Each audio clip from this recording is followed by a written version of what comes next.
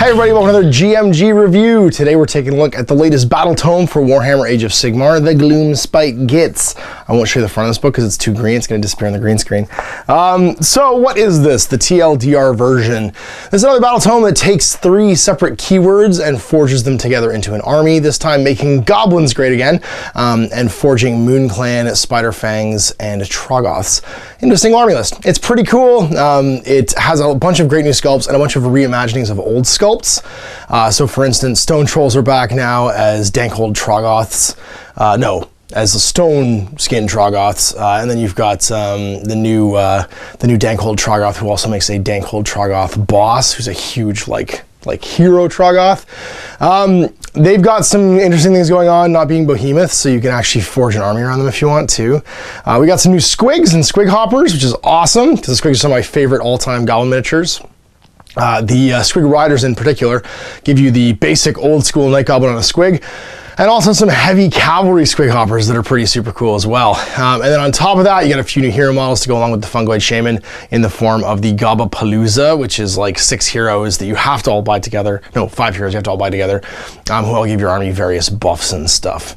On top of that, all of the original kits are back, so things like the Spider Fang Cav, the Arachnarok, who's got a whole bunch of profiles now based upon basically what he's wearing, what his hat is, whether he's got no hat up through like Shaman plus stuff hat. And then on top of that, you've got all of the original kits for like the Night Goblins and stuff being allowed in there. There is no basic goblin though. He is conspicuously missing, but I would imagine that's because his sculpt is incredibly old. He's still the big hand spear, wicker shield goblin. And hasn't really fit the new stuff. Got a new scenery piece too. It's basically a reimagining of the Battle for Skull Pass, like little goblin hut. And if you have a little Battle for Skull Pass goblin hut, it'll work just as well because it's just a free scenery piece, a lot like the Gloomtide shipwreck that you get that can hang out in your battle line and have it just for free regenerates goblins. It brings half a unit back every time one dies. And so it's a pretty neat little thing. And I think that's really it for new kits and new models. Of course, I'm going to go through the newer profiles in here and give you a rundown so you can check them out. So let's kick this off with allegiance abilities, which means that if you do take Gloomtide Gitz as a, not Gloomtide, Gloomspite Gitz. I keep saying Gloomtide because like it's so close to the Gloomtide shipwreck, Gloomspite Gitz. As your allegiance ability or your allegiance tag, then you get access to the Bad Moon. And it's really your only trait. It's already been kind of spoiled on Warhammer community, so I'm not going to go into too much detail, but the short version is, start of the game, the moon starts in a random corner, and then every turn, starting on the second, you're going to roll a die, and before determining who goes first each round, and the moon crosses the battlefield. And as it waxes basically and wanes, it affects things on the table. So you roll a die on a 1, it doesn't move, which means it'll either stay off the board, not affect the board yet, move into a quarter, in which case it affects that quarter of the board, because the board's divided into table quarters. Move into the center, which means it affects the entire board, move into the opposite table quarter, again only affects that quarter, and then moves off the table, and it's gone. So in an ideal world, on the second turn, you want to move to the middle of the table and then roll nothing but 1s for the rest of the game and have it just glow in the middle of the table. And then everything gets perks based on what it is if they're under the light of the Bad Moon. So it's a bit like the tides for the Idoneth. It's a cool feature, but it's not super reliable. There is one fellow once per game that can influence it. But you get the Fangs of the Bad Moon. If your army's Gloomspire Gitz, you can pick an enemy unit and roll a die. If the roll's equal or less than that number of models in that unit, take D3 mortal wounds. So it just does mortal wounds shining on the enemy, which is kind of cool. You get +1 to casting rolls for your wizards in your Gloomspite army, and -1 for casting rolls for enemy wizards when they're under the light of the Bad Moon. And then you get Lunatic Inspiration. Your general, if he's got the Gloomspite Gitz keyword, such tongue twister, gets a bonus CP at the start of the round too, because he gets inspired by it. And then, depending upon the other keywords that things in your army have, squigs can run charge if they're under the light of the moon.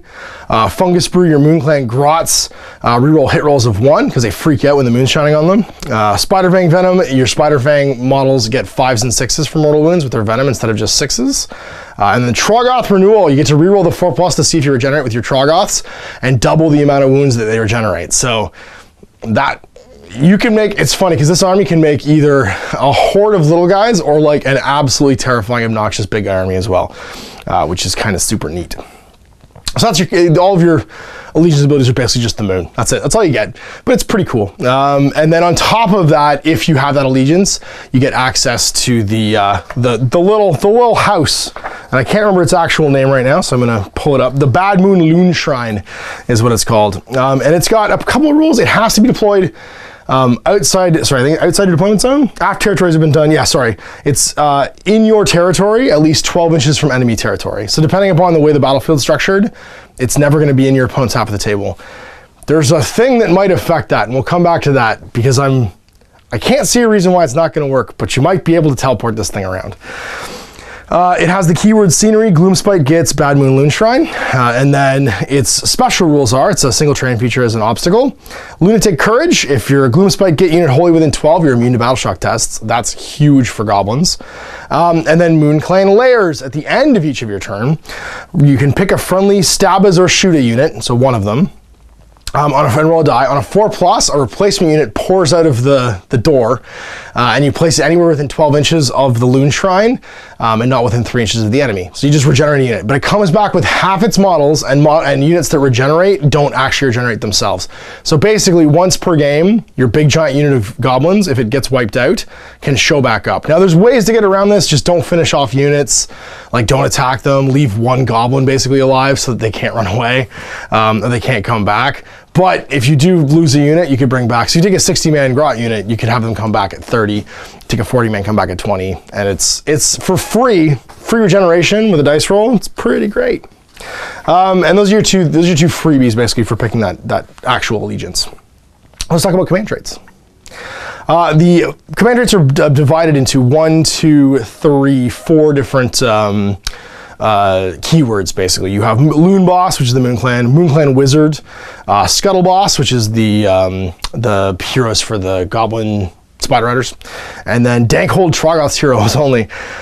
This might win for best titles for command traits because there's so many good names in here. But we're gonna go through all of them. The first one for the Loon Bosses, you get Cunning Plans. In the first battle ring, you get additional CP, 1 more command point. Fight Another Day. Each time this general attacks with its melee weapons, it can make 2d6 move after all of its attacks are resolved. If it does so, it can't be within 3 inches of enemy units, so it does like a little retreat after it fights. Sneaky Stabbing. Reroll wound rolls for attacks made by melee weapons in general. It's pretty cool. I like this one. Tough and Leathery, +2 wounds. Dead Shouty. Once per battle, this general can use a command ability without spending a CP. And then the Clammy Hand. If the general's within 12 inches of a Bad Moon LOONSHRINE at the start of your hero phase, you can use the Bad Moon LOONSHRINE's ability twice in that hero phase. Now, here's what's weird about that. You normally use it at the end of the turn. So that kind of conflicts with the actual, so I feel like you can use it 3 times. Because it says twice in that hero phase, and then this one is at the end of each of your turns. So are you using it 3 times per turn? Have I uncovered a weird thing for an FAQ? Maybe, but right now it looks like if you have that command trait, once per game, you can just, or sorry, not once per game, just all the time. You could use it 3 times a turn. You might not need to, because you might not have that many units dead, but it's pretty cool. And then Gifts of the Gloomspites for your Moon Clan Wizards. You have, first of all, Low Cunning. At the start of the first battle round, extra CP. There's a lot of that in all of these. Spiteful Gitz. Roll a dice for each time a wound or mortal wound is allocated to the model. On a 4+, the unit that inflicted the wound or mortal wounds takes a mortal wound. On a 6, they take D3. And then Great Shaman, an extra spell from the Lord of the Moon Clan. Dodgy Character, reroll successful hit rolls that target him. That one's really cool. If only you could put a Moon Clan Wizard on an Arachnarok, that would be amazing. Boss Shaman, this general has the I'm the Boss, now stab him good command ability. So the Loon Boss has that command trait, and it allows you to do mortal wounds. You give it to a wizard. And then finally, Loon Touched, add 2 to cast rolls for this general when they're affected by the light of the Bad Moon instead of 1. Next up, we have the Marks of the Spider God's Favor for the Scuttle Boss. He can take a monstrous mount, double the number of mortal wounds that their spider venom inflicts. Masterful Spider Rider, +4 to their move characteristic. Unululating Battle Cry, subtract 1 from the bravery of enemy units while they're within 9 of the general. Tough and Leathery, +2 wounds. Dead Shouty, once per battle round, they can use a CP from the, it's almost the same as the Blessing of the Loon Boss ones. And then Creeping Assault, enemy units do not receive the benefit of cover against attacks made by Spider Fang units within 12 of the general. So good for your little bows and arrows and stuff. And then finally, the Fortuitous Trogboss traits for your Trogboss hero. Tough as Rocks, +2 wounds. Alpha Trog. Trog's affected by this general's reassuring presence. Add 2 to their bravery instead of 1. So normally Goblin units or any units within 18 of your big Trogboss get braver. He makes them +2, which is pretty cool. Loon Skin, the general counts as being affected by light of the bad moon wherever it is until it's removed from it and reaches the opposite side of the battlefield. So even if it's in a quarter where he isn't, he's just always affected by it. Pulverizing Grip, when you use the general's crushing grip ability, you can reroll the die. So he has a explode you ability, kind of like the talons. You pick a model. If you can roll higher than its wounds, it just dies, which is pretty cool. And then Mighty Blow, you can reroll the dice for determining its damage characteristic for their club. They do d6 damage. That's pretty handy because that's a swingy damage characteristic. And then Realm Stone Studded Hide, when you use this general's magic resistance ability, you can reroll the dice and determine if the effect is ignored. So he's a 4+ shrug against spells. Now it's a 4+ with a reroll. So let's talk magic items. First of all, again, great names. We've got the Troglodytic Treasures, the Feated Fetishes, the Venomous Valuables, and the Glinty Gubbins that Troggoths found. That might be my favorite name for a magic item list of all time. So let's start with the Loon Boss ones, which is the Troglodytic Treasures. You have a Spiteful Prodder. Start at your shooting phase, pick an enemy unit within 18, then roll a die for each friendly Grot unit wholly within 12, with at least 5 models, and a 5+ take D3 mortal wounds. So you can basically stir a frenzy of goblins that are around another unit to make them explode. So you have multiple goblin units, that could be really cool. Backstabber's Blade. Pick one of the bear's melee weapons. If the unmodified hit rolls for this attacker are 6, the save roll for that attack automatically fails. No rolling dice. It's not quite a mortal wound, but it automatically causes the armor roll to fail. The Leanstone Talisman. Roll a die each time you allocate a mortal wound to the bear. On a 5+, it's negated. The Pipes of Doom. Subtract 1 from the bravery characteristic of the enemy units within 12 of the bear. The Clammy Cow. The names are so great. Subtract 1 from the hit rolls for attacks target the bear. That one's pretty cool, actually. And then the Leering Git Shield. With unmodified save roll for an attack made by a melee weapon, the targets the bear is 6. The attacking unit suffers a mortal wound after all its attacks have been resolved. Now remember, there is a Loon Boss on a Mangler Squig, so that -1 to hit Clammy Cow is pretty great. Because it's all attacks. It's not just melee or shooting. Either one. Madcap Shaman's Fetid Fetishes. He can have the Spite Shroom Familiar. There's only 3 of these. Subtract 1 from hit rolls for attacks made by the enemy bearers within 3. The Moon-Faced Mommet at the start of the command phase, or combat phase, sorry. Pick one enemy unit within 12 of the bear. Subtract 1 from save rolls for attacks that target that unit until the end of the phase. You basically curse them, and they get to make -1 for their save rolls. So like, that's pretty cool. It just puts rend on everything basically that attacks them. And then the Staff of Sneaky Stealing. Add 1 to casting and unbinding rolls for the bear for each enemy wizard within 12 of the bear. And in addition, add 1 to the casting and unbinding rolls for the bear for each enemy hero with an artifact of power within 12. I think the Venomous Valuables for the Spider Fangs. The Totem of the Spider God. When a friendly Spider Fang unit wholly within 12 of the bear, its Spider Venoms are 5+ instead of 6, so all the time. It's kind of like having the Moonshine on them all the time. The Headdress of Many Eyes, -1 to hit rolls for attacks target the bear. So again, if you put a hero on a Ragnarok, you have a -1 to hit a Ragnarok. There's a lot of -to hit penalties in this army. The Black Fang, pick one of the enemy's melee weapons, bear's melee weapons. If the unmodified hit is a 6, the target attack inflicts D3 mortal wounds on the target and the attack sequence ends. If the weapon already inflicts mortal wounds on a roll of a 6, add D3 to the number of mortal wounds it causes instead. Ugh. Nibbla's Itty Ring. This one's pretty crazy. It's kind of like Artemis's Stasis Bomb. Once per battle at the start of a combat phase, pick an enemy within 3 of the bear and roll a die. On a 1, nothing happens. On a 2 to 5, they take D3 mortal wounds. And on a 6, they take D6 mortal wounds because the Itty Ring just blows up. The Ear Scuttler. Once per battle at the start of a combat phase, you can pick an enemy wizard within 3 inches and roll a die. On a 2+, the wizard takes D3 mortal wounds. In addition, for the rest of the battle, subtract 1 from the casting and unbinding rolls for the wizard for each mortal wound that was inflicted. So if you do 3 wounds, it's -3 to cast and unbind from then on, because there's like a spider in its ear. And then the Web-Strung Cloak. Enemy units cannot retreat within 3 inches of the bear. So you can stick things to your Ragnarok, which is kind of cool. And then finally, there's 3 of these for the Troggoths and the Glinty Gubbins that Troggoths found. It's the greatest magic item name of all time. There's the Shiny Whatnot. Roll a die for each time a mortal wound caused by a spell is allocated to this model. On a 6+, the wound is allocated to the caster instead of the bearer. If the mortal wound was inflicted by an endless spell on a 6+, the mortal wound is negated and the endless spell is dispelled. That's pretty cool. The Glowy Howsit. Roll a dice each time you allocate a wound or mortal wound to the bear. On a 4+, that wound's negated. On a 1, the bear eats the Glowy Howits and it cannot be used again for the rest of the battle. It just sticks in his mouth. And then the Pet Gribbly. If an enemy unit attacks the bear in the combat phase before the bear has been selected to fight, then enemy unit suffers D3 mortal wounds after all of its attacks have been resolved. So basically the little stuff that's like floating around you fights like the people that are attacking you before you go. And so then we get on to spells. So there's 2 additional spell lures in here, one for your Moon Clan wizards and one for your Spider Clan wizards, sorry, your Spider Fang wizards. Each with 6 new spells that you can select from. You got Vindictive Glare for the Moon Clan. It's a casting value of 5. One enemy within 12 takes D3 mortal wounds. So it's kind of like old short range arcane bolt. Itchy Nuisance, casting value 6. You can pick an enemy unit within 18 of the caster, it's visible. The unit fights at the end of the next combat phase after everyone's been picked to fight, so you can slow people down. The Great Green Spite, casting value of 7. If successfully cast, pick a Gloomspite Gitz unit wholly within 18. An enemy unit within 24 of the caster, invisible to them. The enemy unit suffers a mortal wound if it's 10 or fewer models. D3 if it's 10 to 20, and D6 mortal wounds if it's more than 20 models. So basically, if you have a big unit of goblins surrounding another unit, and they're within 18 of you and you're within 24 of the enemy unit, then you can make them basically generate D6 mortal wounds onto a unit. That's like, it's crazy that goblins can just stand around something and just spit out mortal wounds at it, basically. And now here's number 4, and this is the one that I can't see why it doesn't work, but I don't think it's supposed to work this way.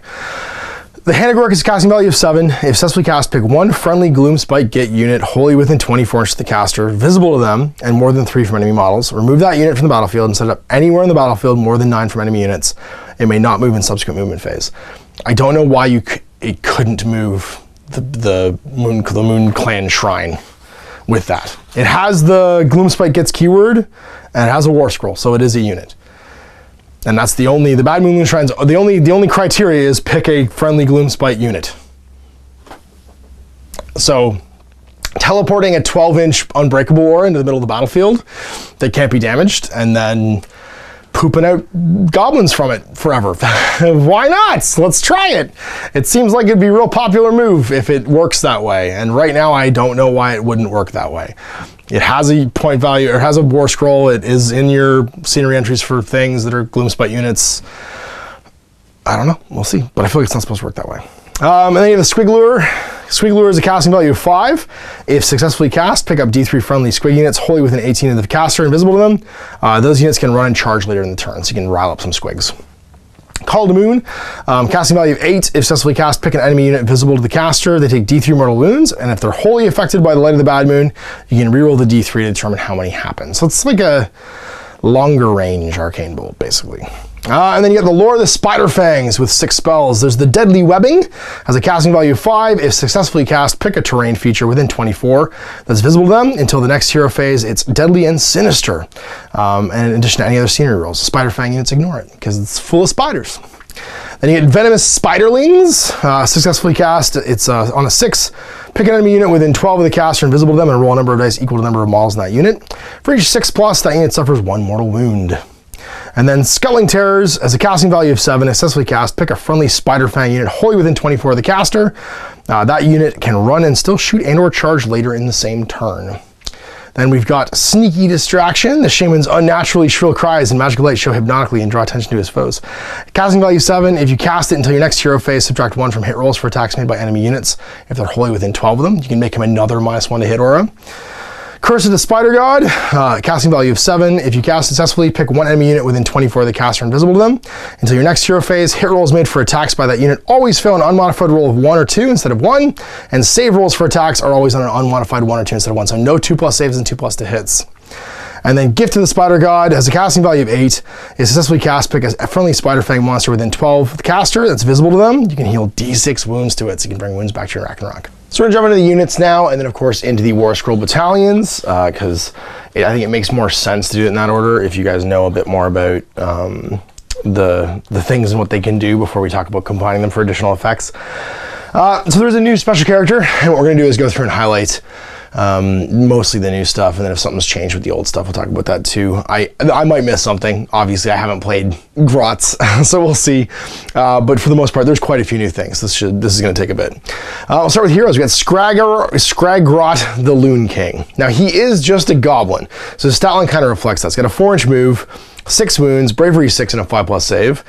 But he's not as squishy as he appears, because he does have the Loon King's Crown. He's got add 1 to casting and unbinding rolls for this model. In addition, roll a dice each time a wound or mortal wound is allocated to him. On a 4+, they negate it. So he effectively could have 12 wounds. Half the wounds he's going to shrug, right? So it's a neat way of basically giving him more wounds without having him just explode basically the first time someone looks at him. Then he's got Damoon on a Stick, which is any wounds inflicted by Damoon on a Stick are allocated to enemy models and not negated. That enemy suffers a mortal wound at the end of each battle round from then on. Forever, even if they're healed. He just keeps taking a wound every turn forever if he gets wounded by the wound on the stick, or the Moon on a Stick. And then Babbling Wand, if this model is your general, is on the battlefield at the start of your hero phase, roll a die. On a 4+, you get D3 extra command points. So that's pretty cool. The wand tells him what to do. He's got some pretty nice weapons. So the Moon on a Stick is a 28-inch range gun with 6 attacks, 3s and 3s, -1/1 damage. He's a pretty shooty little model. And then as a melee weapon, it's a 2-inch range, 4 attacks, 3s and 3s, run -1/1 damage. So he's okay for what he is. He's not very many points though. And he's a wizard. So in addition to the normal spells, Arcane Bolt, Mystic Shield, he knows Nick It, and 1 from the Moon Clan lore as well. And so yeah, he can cast 2 and unbind 2, and Nick It has a casting value of 8. If you successfully cast it, you pick one enemy model within 18 inches invisible, and they take D3 mortal wounds. In addition, if the model has an artifact of power and you roll a 10+, it's destroyed. So you can blow up artifacts. That was pretty cool. And then he's got the command ability, the Loon King's Entreaty. You can use it once per game if this model is your general and on the battlefield. Before you roll the die to determine if the bad moon moves, you can choose the bad moon to either not move or make a 1 or 2 move. You just choose what it does once per game for a CP. So that's honestly, with how dependent the army can be upon the bad moon's location, that's like a reason to take him right there. And he's a great model too, which is pretty cool. And then we're moving on to the Gobblepalooza. So the Gobblepalooza is weird. You basically buy them as a unit of 5 heroes, and you can't take them individually. So they're not very, like, if they were individual models, they'd be like 20-point models, but you pay, how much do you pay for all 5? The Gobblepalooza is 240 points for a set of 5. So you're roughly paying 50 points each, I guess. Less than 50 points, like 40, there's 5 of them, 42 points each. And they consist of a Scaremonger, a Brewgit, a Spiker, a Boggle-Eye, and a Shrewmancer. They all have different stat lines and do different things though. So the Scaremonger, he's the one in the Ooga Booga mask. He's got a 5-inch move, 4 wounds, 5+ save, bravery 5, and his tusks and fangs have a 4 attacks, 1-inch range, 4+, 3+, -1 D3 damage. So he's pretty good at fighting. And then he's got, every single one of these models has the hallucinogenic fungus brew because they're all like basically high on mushrooms. In the first battle round, add 2 to save rolls for attacks that target this model, 1 in the second, and then nothing else for the third. So they have like, they're basically on angel dust, and they get less tough basically as time goes on. Then he has the Boogeyman special rule.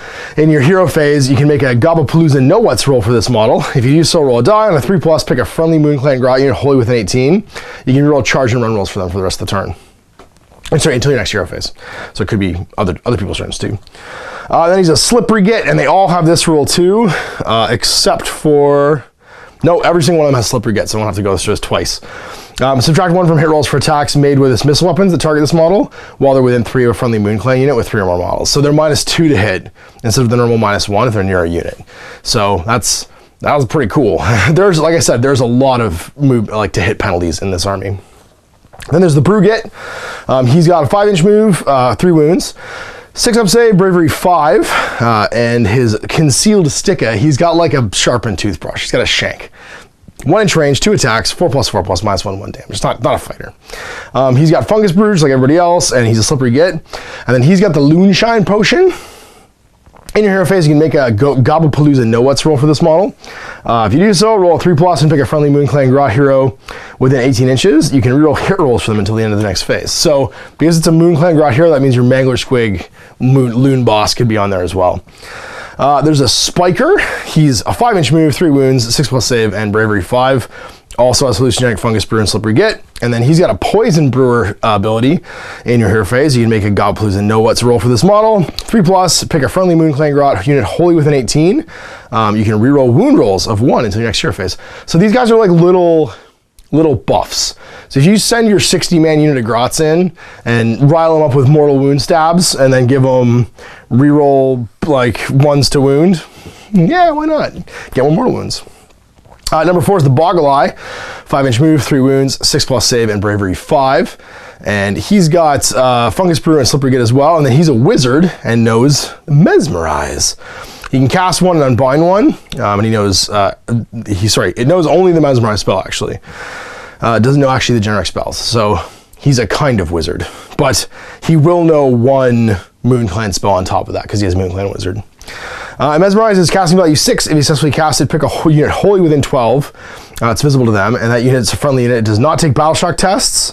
If they use an enemy unit until your next hero phase, that unit fights at the end of the combat phase after the players have picked any other units to fight. So you either mesmerize your friends into not running away, or you mesmerize the enemy into being like slow and sitting back and getting hit. And the last guy in the Gobblepalooza is the Shrewmancer. He's a 5-inch move, 4 wounds, and then 6+ save, bravery 5. He's got a moon staff and jaggedy knife. Oh, sorry, I forgot. I think I forgot the weapon of the boggle eye. It's just a 1 attack, 4+3 +/-1 D3 damage staff. So yeah, the moon staff and jaggedy knife on the Shrewmancer, 2-inch range, 2 attacks, 4+3 +/-1 D3 damage. Just the usual wizard stick. He's got Fungus Brew and Slippery Git, and then his wizard is 1 cast and 1 dispel, and he knows the Fungoid Cloud spell on top of a Moon Clan spell. And Fungoid Cloud, so you're going to get 2 wizards out of this whole thing, on top of all of the additional effects you get to do. Fungoid Cloud has a casting value of 6.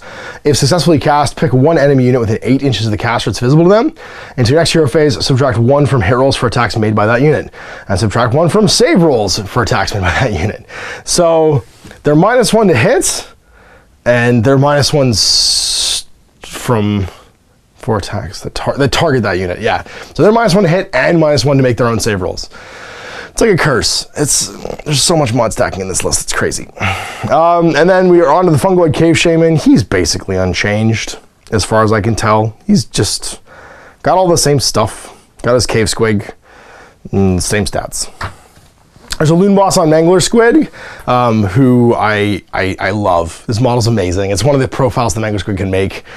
His move is 3d6 unwounded, and he has 1, 2, 3, 4, 5 different profiles he can step down to. And it goes 3d6 at 2 wounds, 2d6 at 3 to 4, d6. And then when he's more wounded, it goes back up to 2d6, 3d6. So he gets to like the middle bracket and he doesn't bounce so much, but then you make him hurt and angry and he starts to bound up again, which is just weird and hilarious. And his huge fang-filled gob is the same way. It goes 3+, 4+, 5+, 4+, 3+. So the more wounded he gets, the more crazy he gets. And the exact same thing with the ball and chains. So they do 7, is it 7 damage? No, they do 7 attacks, and then 6, 5, 6, 7. So they go up and they seesaw basically. He's got 12 wounds, 4+ save, and bravery 10. His Moon Kata has 5 attacks, 3s and 4s, no run and 1 damage. His huge fang-filled gobs are 2-inch range, 4 attacks. They hit on 3s at unwounded. Wound on 3s, -1 d6. And then his ball and chains are 2 attacks. They start with 7 attacks, 2-inch range, 3s and 3s, -2 d3. He has a horrifying amount of damage. And the Grotz Bastion Sticks, there's 4 attacks, 4s and 4s, 1 damage, no rend. So pretty great. He's a mount and crew, and then he counts as flying because he bounces. He has Kersplat, add 1 to hit rolls for attacks made by this unit with his ball and chains if they made a charge move in the same turn. So he hits on 2s then. Then red cat mushrooms, once per battle in your hero phase. You can have him eat the red cat mushrooms. If you do so until your next hero phase, you can reroll hit and wound rolls for this model, but not for the crew. That's pretty cool too.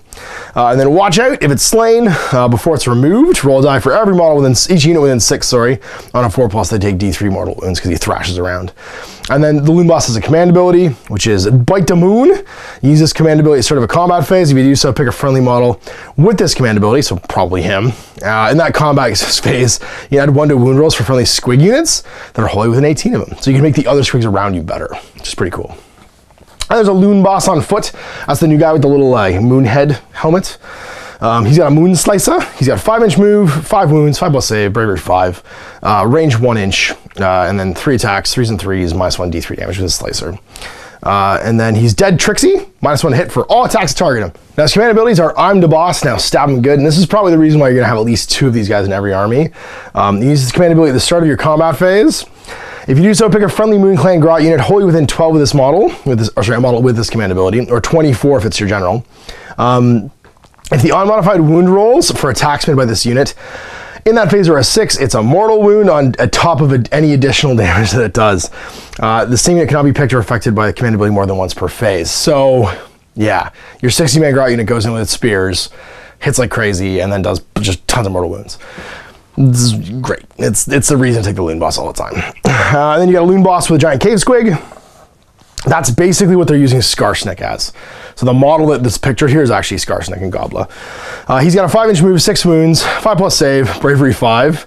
And then he's Moon Prada's 14-inch range. It's like a gun. D6 attacks, 4+3+, -1/1 damage. And his Moon Prada in melee is 2-inch range, 4 attacks, 4+3+, -1/1 damage. Then the Massive Fang-filled Gob, 1-inch range, 4 attacks, 4+3+, -1 D3 damage. He's pretty bitey. He's like the bitiest base goblin hero, I think, in here. And then he's got the companion rules, treated as the same model for all intents and purposes. He's Dead Trixie, so -1 hit him with all attacks. And then he's also got I'm the Boss Now, Stab Him Good.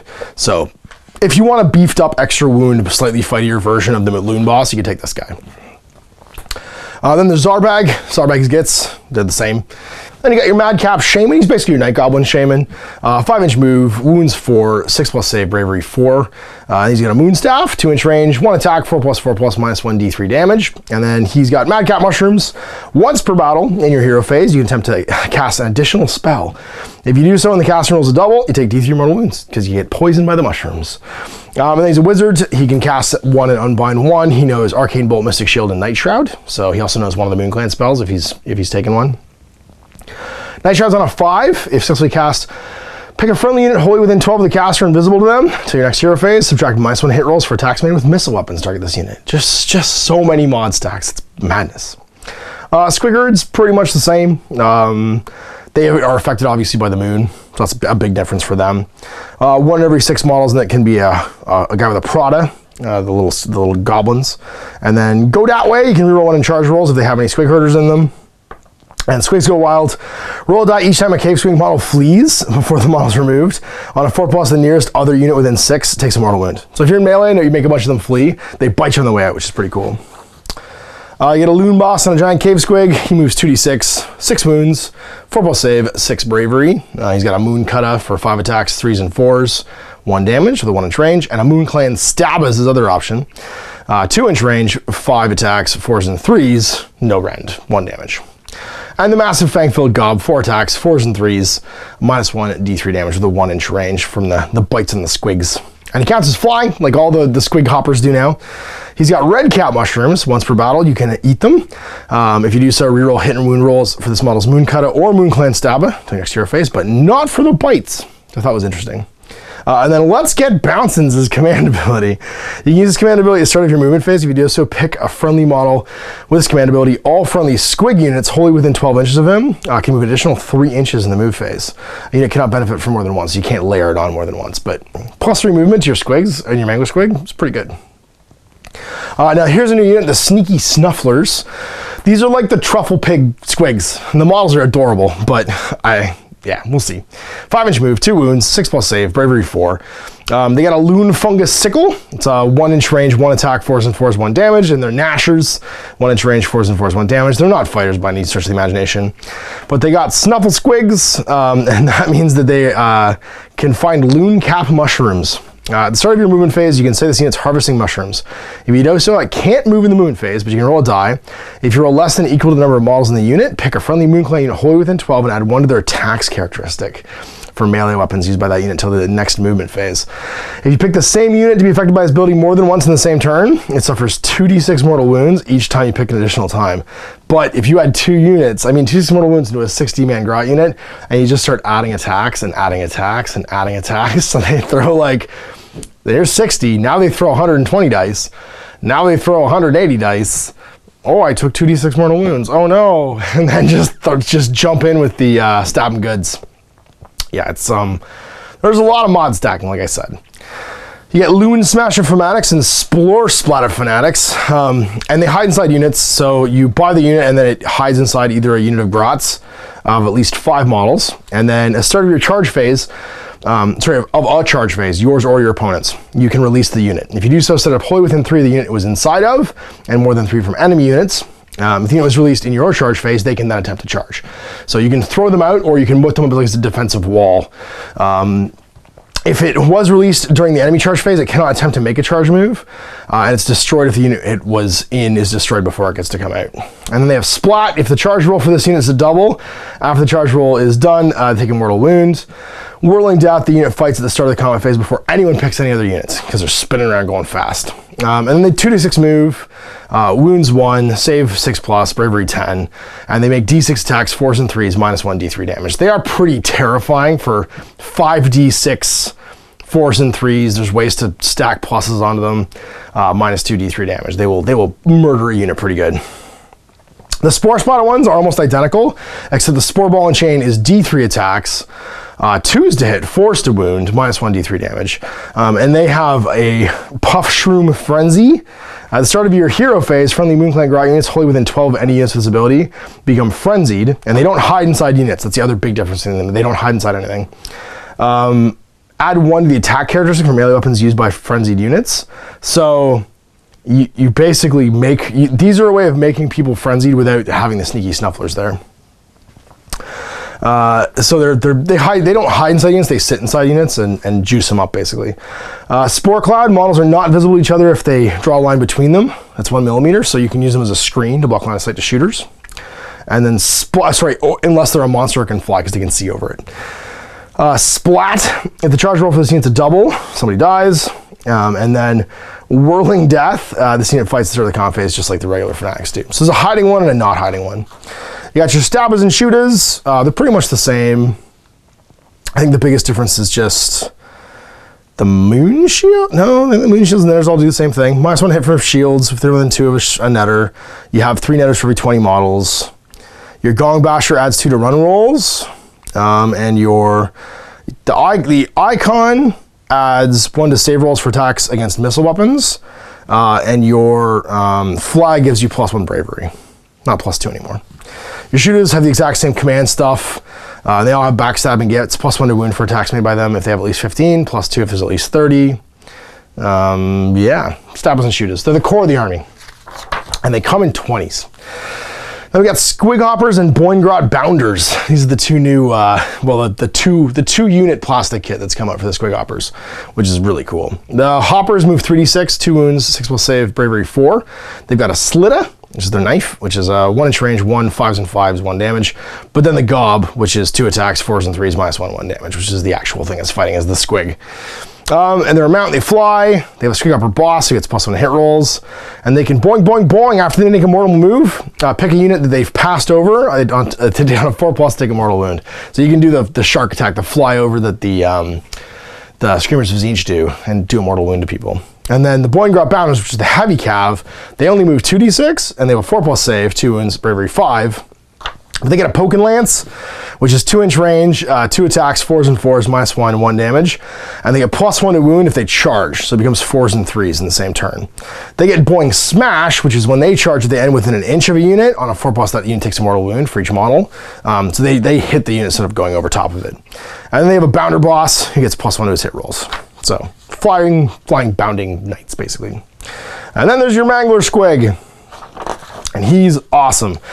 He's exactly the same as the one that the Moon Clan boss rides. It's just minus the Moon Clan boss, so no command abilities. He's got Kersplat and Watch Out, and he flies. And does all the great crazy stuff where his stats go down and then they go back up. And then we've got my favorite things in this whole book, which are the Troggoths. So first there's the Dankhold Trog Boss and the Dankhold Troggoths. They share a bunch of abilities, so I won't go through them at the same time. Their stats are almost identical. The Trog Boss gets 2 extra wounds, and he gets 1 extra attack with his Boulder Club. Other than that, they're exactly the same. So 6 inch move, 12 wounds, 4+ save, bravery 7. The Troggoth, which isn't the character, is 6 inch move, 10 wounds, 4+ save, bravery 6. And the Boulder Clubs are 2 inch range, 4 attacks on the boss, 3 attacks on the Dankhold Troggoth, 3s and 3s, -2 d6 damage. Now here's the crazy thing about these guys. They're not behemoths and they have no wound track. They fight this well to the last wound. Oh my God, they're like better treatment. They're so good. They have a Crushing Grip attack, which has no actual like attack stat line. It's a 1 inch range, 1 attack. Pick an enemy model within 1 inch. And then roll a die. And it's any model, so you can pick out special weapons and stuff with this thing, and heroes. If you roll equal to or greater than its wound characteristic, it's just dead. You just pop it by grabbing it in your fist. And remember, when you're under the light of the moon, you can re-roll that die too. And then magical resistance. Each time a spell affects this unit, you can roll a die on a 4+. It's just ignored. you just ignore the spell effect completely. They have a reassuring presence for the Trog boss. The Untitled Chapter doesn't have this one. Add one of the bravery characteristic of friendly Gloomspite Gitz that are wholly within 18 of this model.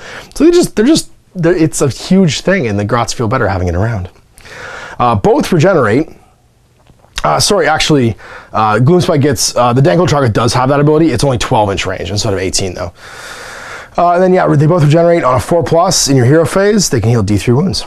And they both are having Squiggly Beast followers, which is the start of your combat phase. Roll 1 die for each unit within 3 of any models with this ability. If the roll is equal to or greater than the number of the models in that unit, they take a mortal wound. So the smaller the unit is, the more likely that one of the little things that falls around the Troggoth goes out and bites it.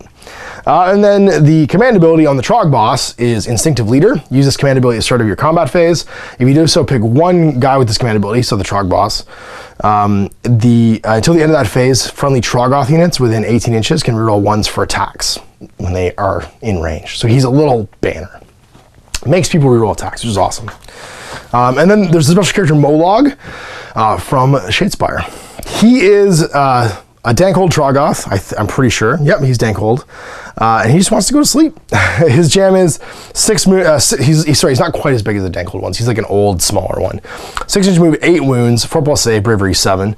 His Jabber Toad, which is his missile weapon, is a 12-inch range. And its attack 1, 4+, just does 1 damage.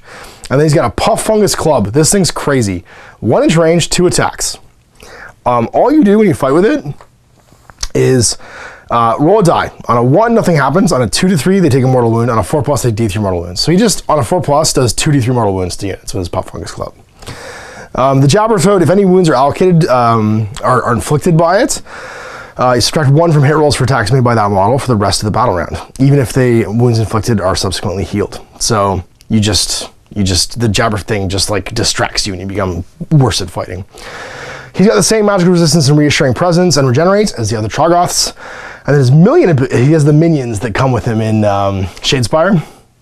I guess, sorry, it's Night Vault now. He has a Bat Squig. As start your shooting phase, you can pick an enemy within 18 of this model and roll a die. On a 5+, the unit suffers a mortal wound. This cannot be used if the Bat Squig minion has been removed. So they got the loyalty and thing, which you'll see later. He's got a Spite Shroom. At the start of your combat phase, you can pick an enemy unit within 3. He's got the Spite Shroom, so at the start of your combat phase, you can pick one enemy unit within 3 of this model and roll a die. On a 5+, subtract 1 from hit rolls for attacks made by that unit in that combat phase. This ability cannot stack with, cannot be used if he's been removed from loyal companions. And then Stalag Squig, if you choose to remove this minion when you use Loyal to the End ability, on a 5+, is not removed. And then Loyal to the End, each time a wound or mortal wound is allocated to this model and not negated, you can choose to just remove a minion instead. And if you do so, it's negated. So he effectively has 12 wounds because his minions come off first, but then you lose the minion abilities as he takes wounds. And they can't come back from healing either, which is not as good. But the Stalag minion has a 5+ shrug, which is kind of cool. And then there's Feltwater Troggoths and Rockgut Troggoths. The Feltwater Troggoth is basically the same as he is now. He's got a 6-inch move, 4 wounds, 5+ save, and bravery 5. He regenerates. So on a 4+ in the hero phase, you can heal D3 wounds allocated to the unit. And Terrible Stench, -1 hit rolls for attacks made by melee weapons that target him. And then he's got his Noxious Vomit, which is a 6-inch gun, 2+, 3+, -2 D3 damage with 1 attack. And Spiked Club, 2-inch range, 4 attacks, 3s and 3s, -1, 2 damage. So he's pretty cool. He's pretty much the same. Then there's the Rockgut Troggoths, 6-inch move, 5+ save, 4 wounds, bravery 5. They have a massive stone maul. 2-inch range, 2 attacks, 3s and 3s, -2, 3 flat damage. So good. They regenerate the same as everybody else, but they have stony skin. Roll a die every time you allocate a wound or mortal wound to them. On a 5+, just negated. And they're throwing boulders. As your shooting phase, pick an enemy unit within 12, and it's visible, and roll a die. If it's equal to or less than the number of models in the unit, they take D3 mortal wounds because they're chucking rocks at you, which is pretty cool. Then there's the Web Spade, and we're getting into the Spider Fang stuff now. So first is the Web Spinner Shaman on a Ragnarok. And this Ragnarok will be pretty much the same as all the others, except for the abilities they have. So the stat line in the Ragnaroks are kind of the same. It's just except for maybe the young one. No, even they have the same basic stat line. It'll be the special abilities that they have that make them different, because there's a Shelob now. So the Web Spinner Shaman, he's a behemoth hero. Spider bows from the crew are 8 attacks, 5s and 5s, 1 damage. You get the Spider God Staff, 1 attack, 4s and 3s, -1 D3. The chitinous legs, 3-inch range, 8 attacks, 4s and 3s, -1/1 damage. The monster's fangs, which is the poisony ones. They are 1-inch range, 4 attacks. Unwounded, they hit on 2s. And then 3s to wound, -1 D3 damage. If you get a 6 to hit though, they become poisonous and you do D3 mortal wounds instead. And then the crooked spears from the crew are 1 attack, or 1-inch range, 8 attacks, 5s and 4s, 1 damage. Now they're mounts, and they count as scuttlers, wall crawlers. It can pass over terrain as if it can fly. Not models, just terrain, because it crawls up the walls. Then you've got the Catchweb Shrine. This ramshackle altar gives +1 to casting and unbinding rolls for friendly wizards within 12, including the guy riding it. The Spider Venom, that's the unmodified hit rolls doing the D3 mortal wounds, and that also goes up to 5+, remember, if he's under the light of the moon. Then you've got the prop for the Spider God. If this model's your general, you can add 2 to bravery for any friendly Spider Fang units within 24 inches, because it makes him brave. And finally, he is a wizard, and he can attempt to cast 2 and unbind 1. He knows Arcane Bolt, Mystic Shield, and Venom of the Spider God, and then 1 from the Spider Shaman list, too, if he wants. And Venom of the Spider God is on a 6. Pick a friendly Spider Fang unit wholly within 16. Until your next hero phase, double the number of mortal wounds inflicted by that unit's Spider Venom ability. If the casting roll is 10 or more, pick D3 friendly units instead. So if you're under the moon, 5+ mortal wounds, and then double it because you're using the Venom of the Spider God. It's pretty rad. Then there's the Web Spinner Shaman on foot. He's got 5-inch move, 4 wounds, 6+ save, bravery 5. So if you don't stick him on the Arachnarok, you pull him off and use him on foot. He's touched by the Spider God. On a 5+, he negates wounds and mortal wounds when they're allocated to him because he's crazy. He's got his Spider God staff. It's just 1 attack, 1-inch range, 4s and 3s, -1 D3. And he's a wizard that can cast 1 and unbind 1. And he's got the speed of the Spider God as a special spell. 4+. Pick a friendly Spider Fang unit wholly within 24 invisible. To your next hero phase, that unit can run and shoot later in the same turn. If you get an 8+, you get to pick D3 units to do that instead. And of course, Spider Fangs, their battle line is going to be the Spider Riders. Then, this is a really old model, but there is a spider boss on a giant spider. And so there's stats for him in here. 8-inch move, 6 wounds, 4+ save, bravery 6. He's got the wall crawler rule, and then Spider Venom, so same thing for his giant fangs as the Arachnarok has. He's got Envenom Spear, which is 4 attacks, 4s and 4s, -1/1 damage, and then 4 attacks with his giant fangs, 4s and 3s, -1/1 damage. And his command ability is Ride Him Down. You can use his command ability at the start of your charge phase. Pick a friendly Spider Fang Grot unit wholly within 18. You can reroll charge rolls for that unit in the charge phase. In addition, you can reroll hit rolls for attacks made by that unit's crooked spears. So it doesn't affect the Arachnarok, just the crew riding it. And then you get an Arachnarok Spider with Flinger, same stat line, but it has the Flinger now, which is, do not use the attack sequence for this attack. It's got a 36-inch range, 1 attack. You basically roll a die, add 1 to the die roll. If the unit has 5 models, 2 to the die roll if it's 10 or more. And on a 6+, it takes D3 mortal wounds. A unit that takes any wounds, a unit that's engulfed by the sticky web, so anyone that's hit by it, will fight last in the next combat phase. So it does mortal wounds, easier to hit bigger units, and you can make guys fight last with it, which is pretty cool. And then other than that, it's exactly the same as a regular Ragnarok. The Spider Fang War Party one, exactly the same, just minus the Flinger and the hero. And then there's the Skitter Strand Ragnarok. So it's a basic Ragnarok, no crew, same stat line. I think it's slightly less brave. No, it's the same bravery even. Just chitinous legs and monstrous fangs, it's only attacks. But it has Ambush from Beyond, Spider Venom, and Wall Crawler. Instead of setting this model up in the battlefield, you can put it aside in reserve. It can show up anywhere in the battlefield at the end of your movement phase, more than 9 from enemy models, and if it doesn't show up by the 4th one, it's destroyed. So deep striking Arachnaroks. Yikes! That's pretty cool. Spider Riders, 10-inch move, 2 wounds, 5+, 4 bravery. They get Spider Bows, which are 2 attacks. They have bows and spears, actually. They're armed with everything. 2 attacks, 5s and 5s, 1 damage, no rend, with a 16-inch range. And then the Crooked Spears are 2-inch range, 1 attack, 5s and 4s, 1 damage, and Fangs, 1-inch range, 2 attacks, 4s and 4s, 1 damage. The Fangs do have Spider Venom.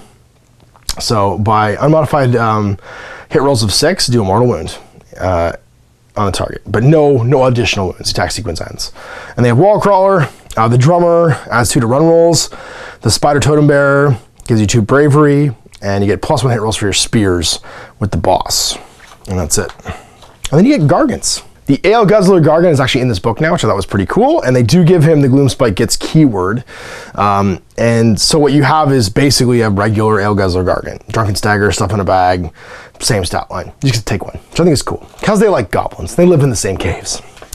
And then you have 4 endless spells instead of the usual 3 that come in a box, so that was neat. The Malevolent Moon, it's a 12-inch move and can fly, and it is a predatory endless spell. Cast on a 6 and can only be cast by Gloomspite Gitz wizards. Set up wholly within 12. Swirling Doom. When it's set up, you can immediately move it. After the model moves, roll a die for each unit that has any models that was passed across. On a 2+, they take D3 mortal wounds. And then Moon of Ill Omen. Subtract 1 from casting rolls for casters within 9 inches. Subtract 2 from casting rolls if they're within 3 inches. And then Gloomspite Gitz wizards are not affected by it. You get Mork's Mighty Mushroom. It's a single model. A summon Mork's Mighty Mushroom has a casting value of 6. Only Gloomspite Gitz wizards can do it. Set it up wholly within 66 of the caster. And then you get Mutating Spores after it's set up. At the start of every battle round after it's set up, each unit within 8 inches is enveloped in Mutating Spores. For each unit enveloped by the Mutating Spores, roll a number of dice equal to the number of models in the unit. On a 5+, take mortal wounds. It just spits out mortal wounds, basically, on 5s. That's terrifying against big units. You get Scrap Scuttle's Arachna Cauldron. This one's neat. It just follows your wizard around. So it's a single model and casts on a, what is it? A 5. It's set up with an inch of the caster. As long as the Scrap Scuttle is not dispelled, the caster is treated as a single model and just follows them around. Blessings of the Cauldron, as long as it's not dispelled, add 1 to casting and unbinding rolls for the caster, and the caster knows all of the spells from Lord of the Moon Clan, so he learns all of them immediately. But there's a Blood Slither pack. When the Scrap Skull Arachna Cauldron is set up, at the start of each of your caster's hero phases, it must pick 1 unit within 3, and they take D3 mortal wounds. And if that means that there's no other units within 3 inches of the caster, then the caster takes them instead, because you got to keep feeding it basically all the time. And the last one is the Scuttle-Tide. It's a single model. It's a predatory spell that moves 6. It's a casting value spell, and only Gloomspite Gitz wizards can cast it. If it's successfully cast, you get +1 if you're a Spider-Fang wizard. You set up wholly within 6 inches of a terrain feature. Doesn't matter any other range. Can be anywhere on the table within 6 of a terrain feature.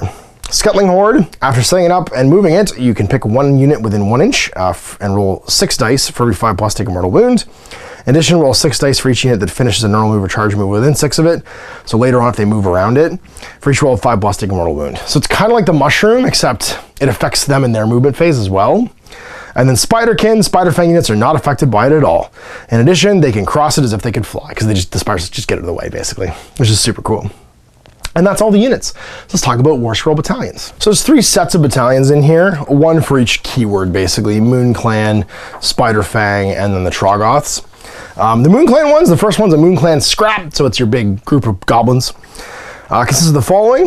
You have to have 1 to 3 Loon Bosses, 0 to 1 Moon Clan Wizards, 0 to 1 Gobblepalooza, and then 1 to 3 Sneaky Snufflers, 0 to 2 Squig Herds, 1+ Skulk Mob Hordes, which is a further battalion. This is a battalion made up of battalions, and 3 to plus Squig Rider, 0 to 3 Squig Rider Stampedes. And the ability for this one is do not take Battleshock tests for units from this battalion while they're under the Bad Moon. So just no Battleshock tests. If we can't teleport the door, then maybe that'll be better. Then the 3 others are the Gobblepalooza, and this is the one where you just get this when you buy. I guess you'd pay the extra points for it too, because you have to buy the unit of you have to buy the Gobblepalooza itself, which is the 5 characters, and then pay the extra 110 points. So it's 350 points, and I take the Gobblepalooza as a Gobblepalooza, and it consists of a Scaremonger, a Brewgate, a Spiker, a Boggleline, a Shroomancer.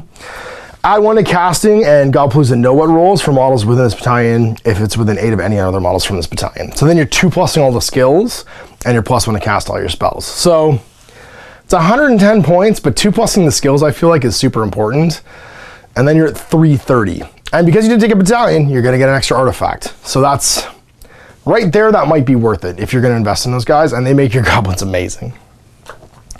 Then there's the Skulkmog Horde, 3+ units of Stabbers or Shooters in any combination, and 3+ units of Loon Smasher or Spore Splatter Fanatics in any combination. This one, again, could be pretty popular, depending upon its cost. And that is, for the Horde, where is it? The Skulkmob Horde. Skulkmob Horde's 160 on top of your basic costs.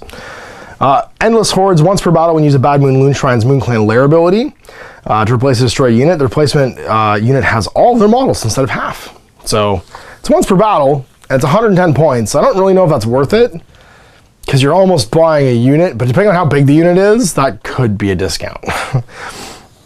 Then a Squig Rider Stampede. It's 2 to 3 units of Squig Hoppers or Boingrot Bounders and 0 to 1 Mangler Squigs. You get Madcap Mushrooms. You can reroll rolls. Determines the move characteristic for this units in this battalion. So if you get a bad roll on your move for your 3d6 or 2d6, you can reroll it, which could be useful if Squig Rider Stampede. It's cheap. It's 140 points. Not super cheap, but again, additional artifact. If you're using those units anyway, it could be worth it. So let's get on to the Spider Fang stuff. There's a Spider Fang stock tribe. This is the big one that combines other ones. Web Spinner Shaman on Ragnarok or Web Spinner Shaman, 0 to 2 other Shamans, 1 to 2 Ragnarok Spider Clusters, which is a group of Ragnaroks, and then 1 plus Spider Rider Skitter Swarms and 0 to 1 Skitter Strand Nest. And then there's 3 battalions. I love all of them, and I feel like they're actually worth it. So the Arachnarok Spider Cluster is 2 to 4 Arachnarok Spiders with Flingers or War Parties, and 0 to 1 Skitter Strands, the deep striking ones. You can reroll hit rolls of 1 for attacks made by a model from this battalion if it's within 6 of another one, because they're pack hunters. And that one is, for the Spider Cluster, 100 points. Not that expensive. For the Spider Rider Skitter Swarm, it's a 0 to 1 Scuttle Boss on a giant spider, and then 3 plus units of Spider Riders. Add 2 to their moves. They have a 12-inch move all of a sudden. And that one is 120 points. And the Skitter Strand Nest, 2 to 3 deep striking Arachnaroks. Burst from Beyond, +1 to charge roll to the turn they're set up. So they charge on 8s instead of 9s. That could be worth it. That could definitely be worth it. All right, so last but not least, the Troggoth detachments. There's a big one, the Trog Herd. It's 1 Dankhold Trog Boss, 3 to 9 units of Dankhold Troggoths, Fellwater Troggoths, or Rockgut Troggoths, and 0 to 2 Ale Guzzler Gargants. And this just makes me laugh. Eat on the move. If an unmodified wound roll for an attack made by a melee weapon is a 6, add 1 to its damage, because they just love hitting stuff. And then the last one is the Squigalanche. And how many points is the Trog Herd one? +1 damage on a 6. I don't know if it's worth it, but you would get an additional. That's 180 points. It might be worth it. And the Squigalanche is the other one. It's 1 Loon Boss on Mangler Squig or a Loon Boss on Giant Cave Squig, 0 to 3 Loon Bosses on Giant Cave Squigs, 1 plus Squig Rider Stampedes, and 1 to 3 Mangler Squigs, and 0 to 2 Squig Herds. And you get the Over the Moon rule, and the Light of the Bad Moon affects this, units in this battalion. And they're eligible to fight in the combat phase if they're within 6 and can pile in 6. So they get a huge pile-in move and a huge distance, basically, for their engagement range when they're under the Light of the Moon. That's pretty cool. And those are all your battalions. Let's talk about points. All right, point values. So shooters and stabbers. They're 20 min, 60 max. No discount for shooters. They're 130 points in their battle line. And it's 130 for each 20 or 360 discounted for the stabbers. Your Trog Boss is 300, and he's a leader. Fungoid Cave Shaman's 90, Loon Boss is 70. Giant Cave Squig Loon Boss is 110. Loon Boss with Giant Cave Squig is 100. Madcap Shaman's 80. Molog is 170. But it's him and everything in the shit. I like that Molog is just one thing, and the other things are just wound guys come off. He's just like a leader. Scuttle Boss on Giant Spiders 100. Skagrot the Loon King is 220. Web Spinner Shaman is 80. And then Zarbag and Zarbag's Gitz altogether is 160. Then we're into Loon Boss on Mangler Squig, who's 300. It's pretty cheap for what he does. Web Spinner Shaman on Ragnarok is 300. The Ale Guzzler Gargant is 160. A Ragnarok Spider with Flinger is 270. A Ragnarok Spider with War Party is 250. Mangler Squigs are 240. And the Skitter Strand one, the deep striking one, is 260. And then other units, we got the Brugit, the Gobblepalooza is 240. Boingrot Bounders are 100. Dankhold Troggoths are 220. Fellwater and Rockgut Troggoths are 160. Loon Smash of Fanatics are 140. And sorry, the Fellwater and Rockguts are battle line if you're led by a Trog Boss. And then Sneaky Snufflers are 70 for 5. You get 3 and 3 for the Troggoths and 5 for the Fanatics. And then the Spider Riders are 5, max 30. And then 100 and 540 discounted for a full unit. And their battle line if your general's a Spider Fang. Then you've got the Spore Spot Fanatics, which are 5 to 15 for 120. Squig Herd, 6 to 24 for 70. and their battle line if your general's Moon Clan. So you can have Squig Herds as battle line. And then Hoppers are 5 to 20 for 90 points, and their battle line if the general has a giant King Squig or Mangler Squig as a mount, because he likes them, he's friends with them. And then we have our Endless Spells. Malevolent Moon is 50, Mighty Mushroom is 80, Arachnid Cauldron's 50, Skeletide's 30, Loonshrine's free. Your allies are Bone Splitters, Gitmob Grotz, and Greenskins. And I think I did all the battle or the War Scroll Battalion points, but I'll just go through them again. The Ragnarok Spider Cluster is 100, Gotpalooza is 110, Moon Clan Scrap is 120, the Skitterstrand Nest is 110, the Skulk Mob Horde, this is such a jumble of words, is 160. The Spiderfang Stock Tribe is 110. The Spider Rider Skitter Swarm is 120. The Squigglelanch is 90. The Squig Rider Stampede is 140. The Trog Herd is 180. And that is it. Our review and rundown of the Gloomspite Gitz, the Goblin/Grot Battletome for Warhammer Age of Sigmar. Great new models, great new sculpts. Looks like it's gonna be a lot of fun. I think they have a lot of tech. I think losing their heroes is going to be hard for them, but they've got lots of tech to keep that from happening, lots of minuses to hit, and negative mods and stacking on mods too to make them dangerous. So if you like playing with a lot of models, this is going to be the army for you. And you can tune in on Wednesday. Owen's been frantically painting up Night Goblins so that we can throw down. We'll do a game with my Idoneth Deepkin, which I'm adding to as well, fighting his Moon Clan, his Gloomspite Gitz, sorry, on Wednesday. So check that out then. So I hope you enjoyed this. We'll see you for more of these in the future. Big thanks for watching. Until next time, I'm Ash. Happy Wargaming. I hope you enjoyed that video. If you want to support the channel, of course, like and subscribe and hit the little bell below to get notifications when I post future content. I do post stuff 7 days a week. If you want to support the channel further, you can, of course, buy a t-shirt through Spreadshirt, buy a measuring gauge or objective markers from Death Ray Designs, or, of course, most importantly, there is Patreon. Patreon is what makes all this possible, keeps the lights on, pays for the studio costs, pays for the equipment, model costs, and everything else, and most importantly, puts food in my kids' bellies and a roof over their heads. Big thanks to everyone, past, future, who supported me. I do this stuff because of you guys, and of course, I will continue doing it as long as I can.